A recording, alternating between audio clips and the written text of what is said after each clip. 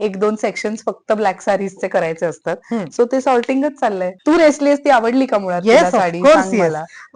हा आता मला कळलेला प्रकार आहे. ह्याला Correct. सॉफ्ट सिल्क म्हणतात Yes. आणि याच्यामध्ये सिल्वर आणि गोल्डन. एक 2-3 वर्षाचा ट्रेंड बघितला तर सिल्वर जरचं प्रमाण हो. साड्यांमध्ये खूप हो, वाढलेलं आहे. 100% हो हो. तर तुला तो नक्की ट्रेंड वाढलाय. जाणवतो? सिल्वर जरीचा ट्रेंडही वाढलाय आणि सिल्वर गोल्डन एकत्र विणायचाही ट्रेंड वाढलेला आहे आणि तो खूप छान ट्रेंड आहे मला असं वाटतं. कारण पूर्वी असं समजलं जायचं की गोल्डन जरीची साडी आहे ना, मग मी सिल्वर दागिने नाही घालू शकत किंवा सिल्वर नुसती जर आहे तर मी गोल्ड नाही घालू शकत. तर आता हे अशा प्रकारच्या डिझायनिंगनी आणि विविंगनी असं झालंय की गोल्डन जरी असेल तरी तुम्ही सिल्वर ज्वेलरी घालू शकता आणि त्याचं स्टायलिंग खूप इझी झालंय असं मला वाटतं. हे गोल्डन आणि सिल्वर एकत्र छान साडीज मध्ये आणि इन जनरल आउटफिट्स मध्ये युज होत आहे त्याच्यामुळे. सो हा ट्रेंड मला आवडलाय. आपण आता वेगवेगळ्या काळ्या साड्या हो, बघू. संक्रांत आहे तर खूप जणांना आता लग्न झाल्यानंतर जेव्हा पहिली संक्रांत सेलिब्रेट करतात तेव्हा हलव्याचे दागिने घालतात मुली आणि छान सजतात. तर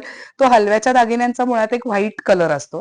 तर मला असं वाटतं की जर तसं तुम्ही नटणार असाल तर थोडेसे सिल्वर जर किंवा नुसता ब्लॅक कलर किंवा खूप गोल्ड नसलेल्या साड्या शक्यतोवर चूज करा. जसं की